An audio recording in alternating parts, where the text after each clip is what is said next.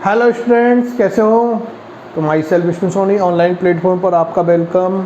तो बेटा हम लोग जो लास्ट डिस्कशन कर रहे थे वो लास्ट डिस्कशन हम लोगों ने आप लोगों के सेकंड चैप्टर बायोलॉजिकल क्लासिफिकेशन का कंप्लीट किया था।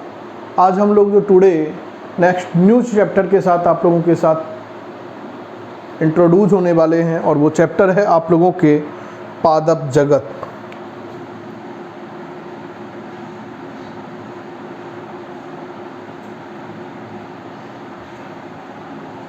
प्लांट किंगडम एनसीईआरटी का लेसन थर्ड आप लोगों के हम लोग आज स्टार्ट करने वाले हैं। प्लांट किंगडम, इस पादप जगत को स्टार्ट करने से पहले हम लोगों को इसकी प्रीवियस अकाउंट पर जाना होगा, क्योंकि इस चैप्टर की जो मेन थीम है वो वहाँ से कनेक्टेड है। बेटा हम लोगों ने याद हो आप लोगों को तो लेसन जब फर्स्ट हम लोगों ने डिस्कस किया था जीव जगत या सजीव जगत, जब हम लोगों ने डिस्कस किया था तो वहाँ बेटा हम लोग वर्गीकी के बारे में समझ के आए थे। टैक्सोनॉमी के बारे में अपन लोगों ने वहाँ पर समझा था कि व्हाट इज़ द टैक्सोनॉमी। टैक्सिस्नोमस वर्ड से बनी है। एपीडी कैंडोले ने शब्द को दिया था। जनक के बारे में हम लोगों ने देखा था कि कैरोलस लिनियस को इसका जनक कहा जाता है। क्लियर? आगे हम लोग बेटा डिस्कस करते हैं वो हम लोगों ने इस वर्गीकी के घटक या अवयवों की बात की थी। वर्गीकी के घटक या अवयवों की हम लोगों ने बात की थी, कंपोनेंट की बात की थी। तो वहाँ हम लोगों ने बेटा इसके 3 मेजर कंपोनेंट देखे थे। सबसे पहले पहचान था, फिर नामकरण था, फिर वर्गीकरण था। क्लियर? तो बेटा हम लोग इस चैप्टर के अंदर जब आप लोग एनसीईआरटी का जब चैप्टर आप लोग इसको उठा के देखोगे तो वहाँ पर आप लोग स्टार्टिंग के पेज पर आप लोग एक मेंशनेशन दिया हुआ है और वो है आप लोगों के जैविक वर्गीकरण।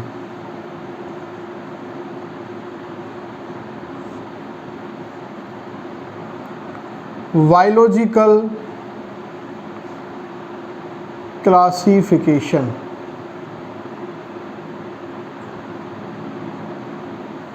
जैविक वर्गीकरण दिया हुआ है। ये जैविक वर्गीकरण होता क्या है बेटा?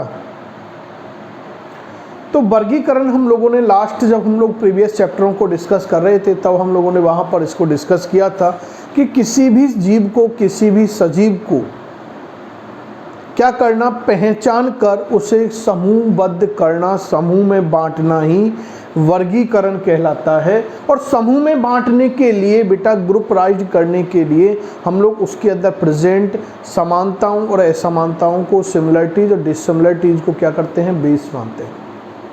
क्लियर? तो किसी भी जीव के अंदर उपस्थित जो समानताएं हैं और असमानताएं हैं उनके आधार पर किसी जीव को समूह में बांटना ही क्या कहलाता है, जैविक वर्गीकरण कहलाता है। क्लियर? जिसमें जीव के अंदर पाए जाने वाले निकट संबंधियों के मध्य पाए जाने वाले आपसी संबंधों को ध्यान में रखा जाता है। आपसी रिलेशनों को, इंटर रिलेशनों को, एसोसिएशनों को हम लोग क्या करते हैं, ध्यान में रख के जैविक वर्गीकरण करते हैं। क्लियर? आगे हम लोग बेटा बात करते हैं कि जैविक वर्गीकरण का, इस बायोलॉजिकल क्लासिफिकेशन का मेन ऑब्जेक्ट क्या है, मुख्य उद्देश्य क्या है। तो इसका मुख्य उद्देश्य है बेटा कि इस पृथ्वी के ऊपर यदि हम लोग देखें तो बायोडाइवर्सिटी की हम लोगों ने बात की थी। तो बायोडाइवर्सिटी में हम लोगों ने देखा था 1.7 से 1.8 मिलियन लिविंग स्पीसीज को, जीवित जातियों को अभी तक वर्तमान समय तक ज्ञात किया जा चुका है। कितनी को किया जा चुका है? 1.7 टू 1.8 मिलियन सजीव जातियों को अभी तक ज्ञात किया जा चुका है, पहचाना जा चुका है। जब हमारे पास इस टोटल नंबर ऑफ स्पीसीज जो नॉन स्पीसीज है वो 1.7 टू 1.8 मिलियन है। तो अब इतनी स्पीसीज को हम लोग कैसे, क्या एक ही जगह रख दें? सपोज करो, हम लोग देखते हैं कई बार ऐसा देखते हैं कि एक परिवार के अंदर, सपोज करो एक परिवार है, उस परिवार के अंदर सदस्यों की संख्या 100 हो जाए तो देखते हैं ना उस बिल्डिंग को बढ़ाना चालू कर देते हैं फ्लोरों में। पहले 1 मंजिल थी, 2 मंजिल, 3 मंजिल, 4 स्टोरी, 5 स्टोरी बनाने लग जाते हैं, मल्टी स्टोरी बिल्डिंग बना देते हैं, या फिर 2, 4, 5 मकान बनाते हैं, जिससे कि हम जो 100 लोग एक साथ रह रहे हैं वो एक साथ तो पॉसिबल नहीं है। तो फिर उनको क्या किया जाता है कि भाई कुछ जो ब्रदर हैं साथ, कुछ भाई हैं, कुछ लोगों को एक मकान में शिफ्ट कर देते हैं, दूसरे में कर देते हैं। इस तरह से शिफ्टिंग होती है, नहीं होती है। बात हम लोग बेटा यही समझने वाली कंसेप्ट से हम लोग यहाँ की ओर यही ध्यान करते हैं कि अर्थ पर जब इतनी जातियाँ हैं तो इतनी अधिक अत्यधिक जातियों को उनमें पाए जाने वाली समानताओं और असमानताओं के आधार पर क्या किया जाता है, फिर समूहबद्ध कर दिया जाता है, ताकि हमें अध्ययन करने में, उनकी स्टडी करने में कोई भी प्रॉब्लम नहीं हो। कई बार तो यहाँ तक होता है कि सपोज करो एक परिवार में हम लोग कह रहे हैं कि 100 सदस्य एक साथ रहते हैं। अब उस घर में 100 सदस्य तो एक तरह से शादी वाला सा माहौल हो जाता है,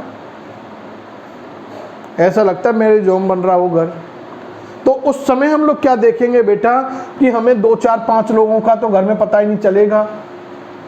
यदि सपोज करो 100 लोग एक साथ रह रहे तो उसमें से 1, 2 नहीं दिख रहे तो हमें पता नहीं चलेगा है या नहीं मौजूद, वो कोई उनको किडनैप करके तो नहीं ले गया। क्लियर? तो ये चीज़ हमें याद रखनी है बेटा। तो इस बायोलॉजिकल क्लासिफिकेशन का जो मेन ऑब्जेक्ट है वो यही है कि जो हमारे जीवों की अत्यधिक संख्या है उस संख्या को हम लोग समूह में बांट दें, छोटे छोटे टुकड़ों में बांट दें, जिससे हमें उसका अध्ययन करने में बहुत सरलता हो जाए और आसानी से हम जब उसकी स्टडी कर लेंगे तो उसका हम लोग अपने बिहेवियर के अंदर जहाँ यूटिलाइजेशन करना है क्लासिफिकेशन का, वहाँ हम लोग उसका यूटिलाइजेशन कर सकेंगे। क्लियर? आगे बढ़ते हैं। अब हम लोग बेटा कहते हैं कि जो बायोलॉजिकल क्लासिफिकेशन है, ये बायोलॉजिकल क्लासिफिकेशन डिफरेंट टाइप के होते हैं। इसके डिफरेंट टाइप हैं, अनेक प्रकार है बायोलॉजिकल क्लासिफिकेशन की। 1 बाय 1 हम लोग डिस्कस करते हैं। पहले क्लासिफिकेशन को हम लोग यहाँ डिस्कस करते हैं और वो फर्स्ट क्लासिफिकेशन आप लोगों के है प्रैक्टिकल क्लासिफिकेशन, प्रायोगिक वर्गीकरण।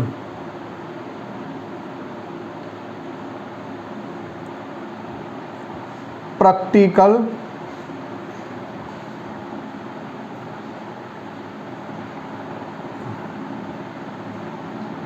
क्लासिफिकेशन क्या होता है बेटा? प्रैक्टिकल क्लासिफिकेशन तो इस प्रकार के वर्गीकरण के अंदर, इस वर्गीकरण के अंतर्गत हम लोग जो पादप जातियां हैं, सजीव जातियां हैं, उनको उनके आर्थिक महत्व के आधार पर, उनकी उपयोगिता के आधार पर समूहबद्ध करते हैं। जैसे कुछ पादप होते हैं जिनसे हमें रेशे प्राप्त होते हैं, तो रेशे प्रदान करने वाले पादपों को एक समूह में रख दिया, जिसको नाम ही दे दिया रेशे प्रदान करने वाले पादप। चाहे वो शाकीय प्रकृति के हों, चाहे वो छुपीय प्रकृति के हों, चाहे वो वृक्षीय या काष्ठीय प्रकृति के हों, लेकिन सबको कहाँ रख दिया? एक ही मेन कैटेगरी के अंदर रख दिया, और वो है आपके फाइबर यील्डिंग प्लांट। क्लियर? ऐसे हम लोग देखते हैं कि कई प्लांटों से हमें औषधियाँ प्राप्त होती हैं, चाहे वो उष्ण कटिबंधीय क्षेत्रों में पाए जाए, चाहे वो शीतोष्ण कटिबंधीय क्षेत्रों में पाए जाए, चाहे वो आप लोगों के टुंड्रा प्रदेशों में पाए जाए, कहीं पर भी हो, जियोग्राफिकल कंडीशन चाहे वेरिएबल हो, लेकिन उनका एक यूज है, प्रैक्टिकल इंपॉर्टेंस उसका क्या है? वो है मेडिसिन प्रोवाइड कराना। तो ऐसे प्लांटों को बेटा हम लोग क्या करेंगे? फिर मेडिसिन प्रोड्यूसिंग प्लांटों के अंदर ही इंक्लूड करेंगे, उनका एक ग्रुप बना देंगे। क्लियर है या नहीं क्लियरिटी? तो ये आप लोगों को याद रखना है कि प्रायोगिक जो वर्गीकरण होता है, इसमें पौधों को, पादपों को उनके आर्थिक महत्व या उनकी उपयोगिता के आधार पर वर्गीकृत किया जाता है। और ये सबसे मूलभूत वर्गीकरण पद्धति थी। प्राचीन काल में जब सबसे पहले किसी वर्गीकरण पद्धति का आधार लिया गया था, या जिस वर्गीकरण पद्धति को सबसे पहले उपयोग में लिया गया था, वह वर्गीकरण पद्धति आप लोगों के प्रैक्टिकल क्लासिफिकेशन ही थी बेटा। प्रैक्टिकल क्लासिफिकेशन ही वो वर्गीकरण पद्धति थी। क्लियर? जैसे आप लोग प्राइमरी क्लासों में पढ़ते हो तो वो सारे अल्फ़ाबेट सीखते हो, AIE सीखते हो, अब किस वर्ड का कहाँ ज़्यादा यूज होना वो तो आगे डिपेंड करेगा, लेकिन सीखते तो सारे ही हैं ना। तो ऐसे ही हम लोग यहाँ पर देखते हैं कि हर प्लांट को उसके अंदर यूजेज के बेस पर क्लासिफाइड कर दिया गया था। क्लियर? तो ये बेसिक आप लोगों की क्लासिफिकेशन है। सेकंड क्लासिफिकेशन की ओर बढ़े अपन लोग, और सेकंड क्लासिफिकेशन है बेटा आप लोगों की कृत्रिम वर्गीकरण। किधर बढ़ेंगे? कृत्रिम वर्गीकरण की ओर बढ़ते हैं। आर्टिफिशियल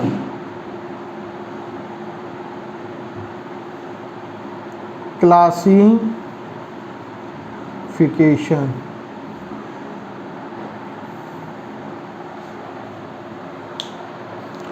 कृत्रिम वर्गीकरण क्या है बेटा?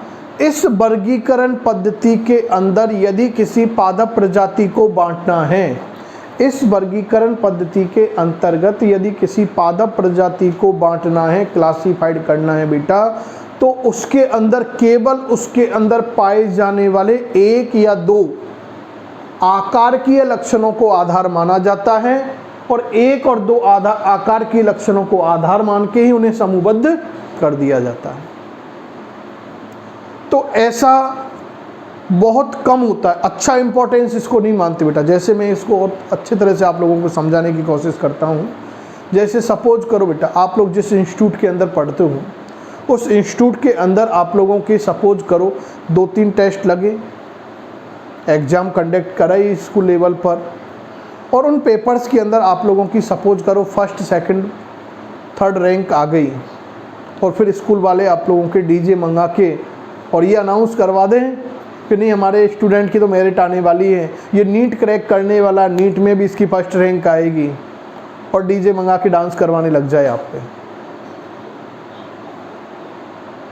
तो ये वेरी यूजफुल नहीं होने वाला बेटा, ये रेयर केस में इंपॉर्टेंस हो सकती है इसकी। ऐसा बहुत रेयरली होगा कि जो बच्चा इंस्टीट्यूट लेवल पे 1st रैंक में चल रहा है वो इंटरनेशनल लेवल की एग्जाम में भी 1st रैंक पर अपनी पोजीशन बना पाए। क्लियर? तो मोस्ट यूजेबल नहीं होती है। बात यही हम लोग यहाँ पर कर रहे हैं बेटा। कृत्रिम वर्गीकरण पद्धति के अंदर भी हम लोग यही बात करने वाले हैं, और वो बात क्या है आप लोगों के कि जिस प्रकार से किसी पादप प्रजाति को यदि समूह में बांटना है तो उसको एक या दो आकार के लक्षणों को आधार मान के यदि हम लोग वर्गीकृत करेंगे तो ये बहुत उपयोगी वर्गीकरण पद्धति नहीं होती है, क्योंकि इसमें पूरे आकार के लक्षणों को आधार नहीं माना जाता है। और बेस्ट यही होती है कि कंप्लीट आप लोग साल भर का यदि इन्वेस्टिगेशन करते हैं इंस्टीट्यूट कि साल भर जितने भी टेस्ट कंडक्ट हुए, फिर उसके अकॉर्डिंग देखती कि बच्चे ने हमेशा अपनी 1st, 2nd पोजीशन को मेंटेन करके रखा है, फिर जाके हम लोग फिर भी रेयरली हम लोग ये डिसाइडेशन दे सकते हैं कि हाँ अब हमारा ये स्टूडेंट नीट में भी 1st पोजीशन तक पहुंच सकता है या अंडर 10 पोजीशन में पहुंच सकता है। क्लियर? तो इस वर्गीकरण पद्धति में पादप के एक या दो आकार के लक्षणों को आधार माना जाता है, फिर उस पादपों को वर्गीकृत किया जाता है। और इस वर्गीकरण पद्धति का जो एग्जाम्पल हम लोग देखें तो कैरोलस लिनियस जो वैज्ञानिक था, जो वर्गीकी का जनक था, टैक्सोनॉमी का जनक था, जिन्होंने द्विनाम पद्धति भी दी थी या द्विनाम पद्धति का भी जनक जिन्हें माना जाता है, तो उसकी हम लोग बात करें तो इस कैरोलस लिनियस की जो वर्गीकरण पद्धति बेटा वो आर्टिफिशियल थी। वो कौन सी थी? आर्टिफिशियल वर्गीकरण पद्धति थी। और इनके द्वारा रचित एक पुस्तक थी जेनेरा प्लांटेरम। उस जेनेरा प्लांटेरम नामक पुस्तक के अंदर जो संपूर्ण पादप जगत था, इस संपूर्ण पादप जगत को पुंकेसरों के आधार पर 24 वर्गों के अंदर 24 क्लासेज के अंदर क्या कर दिया? क्लासिफाइड कर दिया। इसलिए कैरोलस लिनियस के वर्गीकरण को लैंगिक वर्गीकरण भी कहा जाता है। तो उन्होंने 23 वर्ग तो एक बनाए फेनेरोगेम्स के, पुष्पोद्भिद पादप जिन्हें कहा है ना, फेनेरोगेम्स के पुष्पोद्भिद, और एक वर्ग बना दिया आप लोगों के क्रिप्टोगेम्स का। 24 वर्गों के अंदर जो इन्होंने बांटा उनमें से 23 वर्ग तो एक बना दिए जो फेनेरोगेम्स थे, जो पुष्पीय पादप आते जिनमें जिम्नोस्पर्म और एंजियोस्पर्म की हम लोग बात करते हैं। और एक वर्ग जो बनाया बेटा वो गेमिया का या क्रिप्टोगेम्स का बना दिया, जिसके अंदर थैलोफाइटा, ब्रायोफाइटा, टेरिडोफाइटा वर्ग के समूहों को रख दिया गया था। क्लियर। आगे हम लोग बेटा बोलते हैं कि 23 वर्गों के अंदर जो पहला वर्ग बनाया वो मोनेंड्रिया था, जिसके अंदर उन पादपों को रखा जिनमें पुंकेसरों की संख्या 1 थी, तो मोनेंड्रिया बना दिया। फिर आगे देखा जिनमें पुंकेसरों की संख्या 20 या उससे भी अधिक है, तो उनको आइकोसेंड्रिया वर्ग के अंदर रख दिया गया था। इसमें रख दिया, आइकोसेंड्रिया वर्ग के अंदर रख दिया। तो ये आप लोगों को याद रखना है, बेसिक क्लासिफिकेशन है।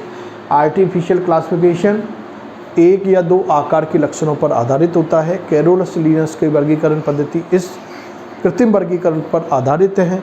कैरोलस लिनियस ने पादपों, संपूर्ण पादप जगत को अपनी एक पुस्तक थी जेनेरा प्लांटेरम, उसके अंदर 24 वर्गों में बांटा, जिनमें से 23 वर्ग फेनेरोगेम्स के बनाए, 1 वर्ग क्रिप्टोगेमिया का बनाया।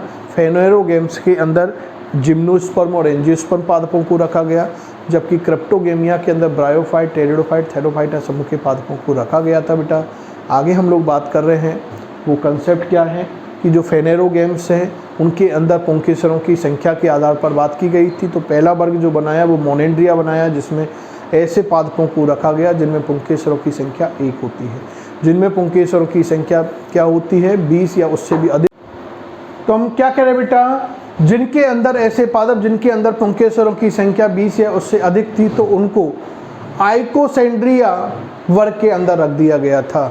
क्लियर। तो इस प्रकार से कृत्रिम वर्गीकरण पद्धति के अंदर कैरोलस लिनियस ने अपना वर्गीकरण दिया। उस वर्गीकरण के अंदर 24 क्लासें बनाई, अपनी एक पुस्तक थी जेनेरा प्लांटेरम, उसके अंदर। तो उसके अंदर उसने संपूर्ण पादप जगत को 24 वर्गों में रखा, जिसमें 23 वर्ग फेनेरोगेम्स के, जिसमें आपके जिम्नोस्पर्म और एंजियोस्पर्म पादप आते थे बेटा।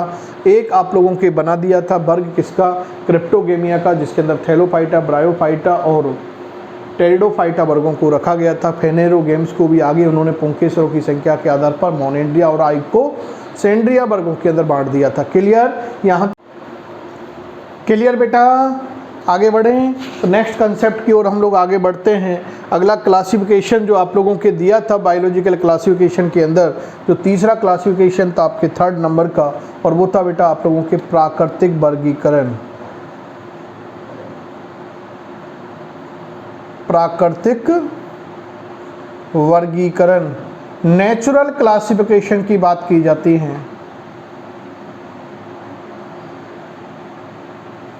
और जब नेचर की बात कर दी जाती है तो प्रकृति सबको समानता से देखती है, ऐसे नहीं देखती कि इसको अलग देखती हो उसको अलग देखती हूँ, सबको एक समान नज़रिए से देखती है। तो इसका मतलब क्या है कि यह जो वर्गीकरण था ये अनेक आकारकीय लक्षणों पर, यानी संपूर्ण आकारकीय लक्षणों पर आधारित था। जैसे प्रकृति सबको समान नज़रिए से देखती है, अर्थ पे चाहे 1.7 to 1.8 मिलियन स्पीसीज हैं, तो सबको समान नज़रिए से देख रही है। तो इसका मतलब क्या है कि प्राकृतिक वर्गीकरण पद्धति अनेक यानी संपूर्ण आकार के लक्षणों पर आधारित थी। क्लियर थे।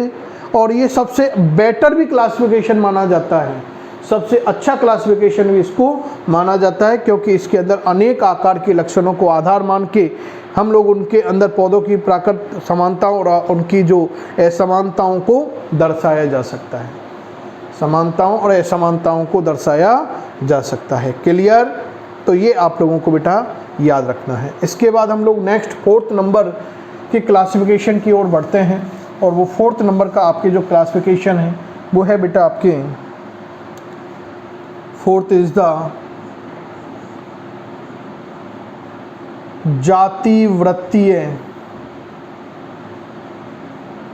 जातिवृत्तीय वर्गीकरण।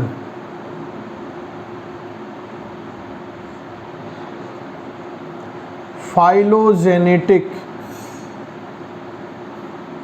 क्लासिफिकेशन। क्या होता है बेटा फाइलोजेनेटिक क्लासिफिकेशन, जातिवृत्तीय वर्गीकरण। इस वर्गीकरण पद्धति के अंदर उद्विकासीय लक्षणों को, किसी जीव के अंदर पाए जाने वाले जो उद्विकासीय लक्षण हैं उन उद्विकासीय लक्षणों को आधार माना जाता है। क्लियर। उद्विकासीय लक्षण का मतलब होता है उसके विकास क्रम को आधार माना जाता है। पहले आओ पहले पाओ, कई बार देखते हैं ना ऑफर चलता है, फर्स्ट जो पहले आएगा वो पहले पाएगा, तो वही ऑफर यहाँ पर भी चलेगा कि जो पहले आया है कोई पादप प्रजाति उसे पहले रखा जाए, बाद में आया उसे बाद में रखा जाए, उद्विकासीय क्रम का थोड़ा सा ध्यान रखा जाए। तो ये उद्विकासीय लक्षणों पर आधारित था। क्लियर। अब हमारे पास आती है बेटा जाति वृत्तीयता क्या होती है, जिसे बोलते हैं फाइलोजेनी। तो जाति वृत्तीयता का मतलब होता है किसी जीव के अंदर पाए जाने वाले उद्विकासीय संबंध। क्या कहलाती है उसकी? जाति वृत्तीयता कहलाती है। क्लियर। इस जाति वृत्तीयता फाइलोजेनी शब्द को देने वाला वैज्ञानिक था बेटा लेमार्क। लेमार्क नामक वैज्ञानिक ने इस शब्द को दिया था। लेकिन बात करें इसका विस्तृत वर्णन डार्विन, चार्ल्स डार्विन नामक वैज्ञानिक ने, विस्तृत वर्णन किसने किया? चार्ल्स डार्विन नामक वैज्ञानिक ने अपनी पुस्तक origin of species, origin of species के अंदर किया था। और उस टाइम ये बहुत काफ़ी फेमस बुक रही थी और इसी बुक की वजह से जो ग्रेगर जॉन मेंडल तो उसको अपने जीवन में सफलता भी नहीं मिल पाई थी। इसी रीज़न की वजह से, वो रीज़न आप लोगों को जेनेटिक्स में बताया जाएगा कि क्या रीज़न रहा था कि उनको अपने जीवन, जब तक वो जीवन में रहे, जीवित रहे थे, तब तक ग्रेगर जॉन मेंडल को अपनी लाइफ के अंदर सक्सेस नहीं मिली। क्लियर। अब हमारे पास बेटा क्वेश्चन आता है, पुटअप क्वेश्चंस होता है कि पादपों के अंदर फाइलोजेनी का क्रम क्या होता है। बहुत अच्छा कंसेप्चुअल क्वेश्चन है बेटा, जो नीट के अंदर पुटअप किया जा सकता है। एनसीईआरटी से आउटलाइन हम लोग चल रहे हैं थोड़ा सा, क्योंकि एनसीईआरटी ने तो फाइलोजेनेटिक क्लासिफिकेशन के बारे में बतला दिया, वहाँ से एप्लीकेशन वाइज जो कंसेप्चुअल क्वेश्चन निकल के आएगा वो हम लोग यहाँ पर देख रहे हैं। तो बेटा हम लोग बात करते हैं कि सबसे पहले अर्थ पर जो आने वाले पादपों का समूह था वो थैलोफाइटा समूह के पादप थे। तो सबसे पहला थैलोफाइटा, थैलोफाइटा के बाद आए आप लोगों के पास ब्रायोफाइटा, थैलोफाइटा, थैलोफाइटा के आफ्टर कौन से पादप आए थे? ब्रायोफाइटा। ब्रायोफाइटा के बाद कौन आए आपके? टेरिडोफाइटा। और टेरिडोफाइटा के बाद स्पर्मेटोफाइटा समूह के आए, जिसमें पहले आपके जिम्नोस्पर्म पादप आए और उसके बाद क्या आए? एंजियोस्पर्म आए। तो इस प्रकार से हम लोग देख सकते हैं ये पादप जगत का उद्विकासीय क्रम था। ये क्या था? पादप जगत का उद्विकासीय क्रम था, फाइलोजेनेटिक ऑर्डर था। उसकी फाइलोजेनी थी कि किस प्रकार से पृथ्वी पर इन पादपों का उद्भव हुआ है। इस बेटा फाइलोजेनेटिक क्लासिफिकेशन को क्लैडिस्टिक क्लासिफिकेशन भी कहा जाता है, also called cladistic classification. Clear. इसके बाद हम लोग डिस्कस करते हैं नेक्स्ट, और वो है आप लोगों के एक क्लासिफिकेशन और हम लोग देख सकते हैं जो एनसीईआरटी से आउट है, और वो क्या है? आप लोगों के फिफ्थ क्लासिफिकेशन की हम लोग बात करें तो बेटा वो है आप लोगों के गणितीय वर्गीकरण। न्यूमेरिकल या फेनेटिक क्लासिफिकेशन। गणितीय वर्गीकरण क्या है बेटा? तो गणितीय वर्गीकरण, न्यूमेरिकल क्लासिफिकेशन जो है बेटा, ये क्या है कि पादप प्रजाति के अंदर पाए जाने वाले जो लक्षण हैं या उसके अंदर पाए जाने वाली जो समानताएं हैं और असमानताएं हैं उनकी संख्या पर आधारित है, नंबर के ऊपर बेस है कि यदि किसी पादप प्रजाति में देखते हैं कि 80 समानताएं और 90 असमानताएं हैं, तो फिर उनको हम लोग कंप्यूटर एनालिसिस करते हैं, कंप्यूटराइज एनालिसिस करेंगे और कंप्यूटराइज एनालिसिस करने पर जो हमारे पास रिजल्ट आएगा उसके बेस पर उसको एक ग्रुपराइज्ड कर दिया जाता है। तो इस तरह से ये बेटा न्यूमेरिकल क्लासिफिकेशन होता है। क्लियर? तो हम लोग इसका सबसे ज़्यादा रिसर्च जो टैक्सोनॉमी होती है, रिसर्चर जो स्टूडेंट होते हैं टैक्सोनॉमी की जब स्टडी करते हैं, एनालिसिस करते हैं, तो वहाँ पर इस क्लासिफिकेशन का सबसे ज़्यादा क्या किया जाता है, यूज़ किया जाता है। क्लियर? तो इस तरह से हम लोगों ने बेटा पादप जगत के अंदर जो जैविक वर्गीकरण था, जैविक वर्गीकरण को समझा है कि जैविक वर्गीकरण कई टाइप के होते हैं। बायोलॉजिकल क्लासिफिकेशन, जैसे आप लोगों की practical classification, artificial classification, natural classification, हम लोगों ने फाइलोजेनेटिक क्लासिफिकेशन की बात की और लास्ट हम लोगों ने डिस्कस किया है न्यूमेरिकल क्लासिफिकेशन। आई होप कि टॉपिक आपके क्लियर हुआ होगा। अगला हम लोग, यदि आप लोग एनसीईआरटी के अंदर ऑब्जर्व करोगे तो वहाँ पर बेटा जो हम लोग प्रीवियस लेक्चरों के अंदर जो टैक्सोनॉमी के टाइप्स डिस्कस करके आए थे, टाइप्स ऑफ टैक्सोनॉमी, तो टाइप्स ऑफ टैक्सोनॉमी को भी वहाँ पर मेंशन किया हुआ है। प्रीवियसली जो हम लोग डिस्कशन करके आए थे वो पार्ट आपके यहाँ पर मेंशन है कि व्हाट इज़ द कोशिकीय वर्ग की cytotaxonomy, what is the Cairo taxonomy. Clear? तो इस तरह से कैरियो टैक्सोनॉमी,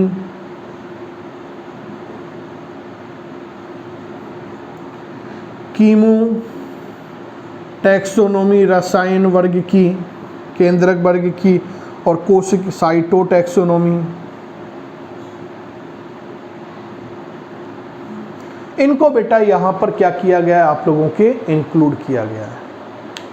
क्लियर?